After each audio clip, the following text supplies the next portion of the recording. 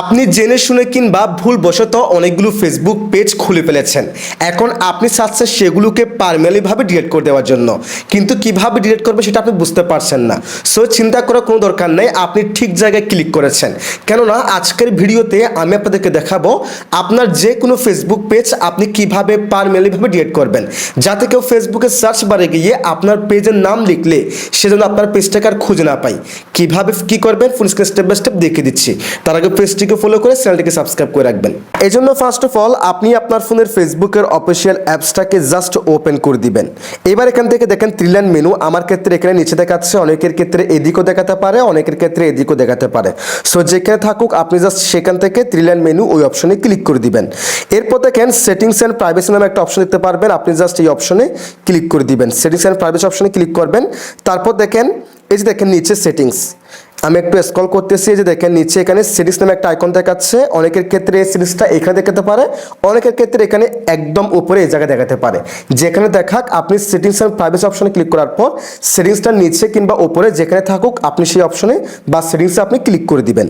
এবার এখান থেকে হালকা স্ক্রল করে এখান থেকে দেখেন হালকা স্ক্রল করবেন, স্ক্রল করে আপনি এখানে চলে আসবেন। এখানে এসে দেখেন ইউর ইনফরমেশন নামক এখানে এসে অ্যাক্সেস অ্যান্ড কন্ট্রোল নামে একটা অপশন দেখতে পারবেন।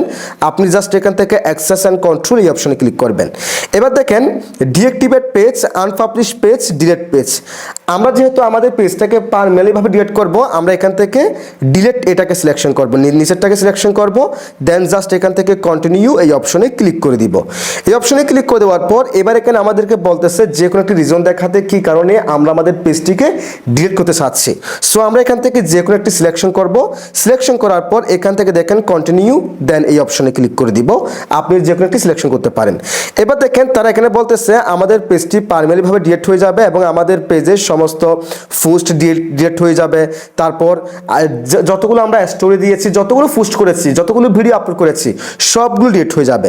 সো আমরা চাইলে এখান থেকে ডাউনলোড ইনফো অপশনে ক্লিক করে সমস্ত ইনফরমেশন আমরা এখান থেকে ডাউনলোড করতে পারবো। সেটা আপনাকে এখান থেকে ডাউনলোড করতে বলতেছে, আমরা কিছুই করবো না, আপনি করলে করতে পারেন। সো এরপর আপনি কি করবেন, এখান থেকে কন্টিনিউ এই অপশনে জাস্ট নিচে ক্লিক করে দিবেন।